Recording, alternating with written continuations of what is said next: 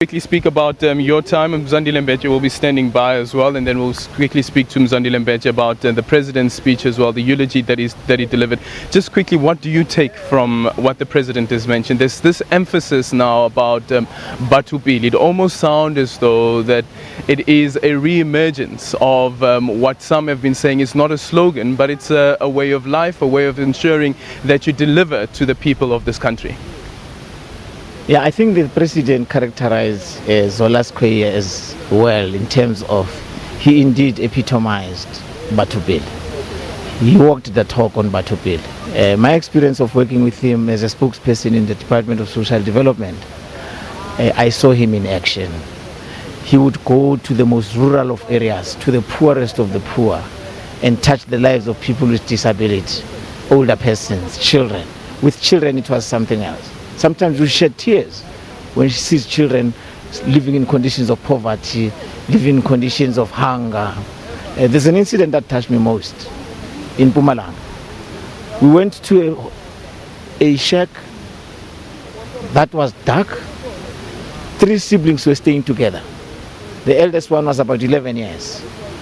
And you could not imagine that there are children staying there. We're told by neighbors, because it's apparent that they lost their parents through AIDS. So there was this stigma where people would go very early in the morning to leave them food because they don't want to be associated with this house perceived as.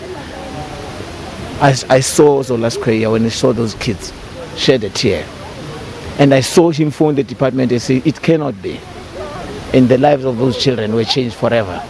You mentioned the issue of HIV/AIDS, and this was, of course, something that he's always said has affected his department. That's the reason why you had these child-headed households.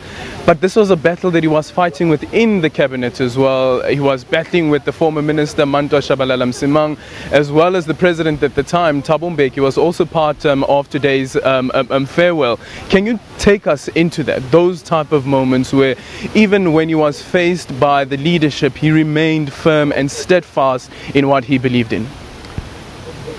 I think the minister, in our experience of him, he was an epitome of courage. He was an epitome of person who stood for principle. And if he believed in something that if he believed is constitutional is right, it would be difficult to actually move him away from there. So it's not an accident of history that when he believed that we ought to begin to recognize AIDS is a factor, not deny it. We ought to be able to tackle it. We ought to be able to make sure that we protect children who are orphans. And he believed steadfastly on it, and he stood firm on it, precisely because he was a man of principle. To me, he's an epitome of integrity, an epitome of ethical conduct, and an epitome of principle. And to that extent, we'll miss him. To me, a part of me is gone. Well, thank you so much. Let me just quickly bring in a former NEC member as well, Cheryl Carolus, who had been part of the ANC's top 6.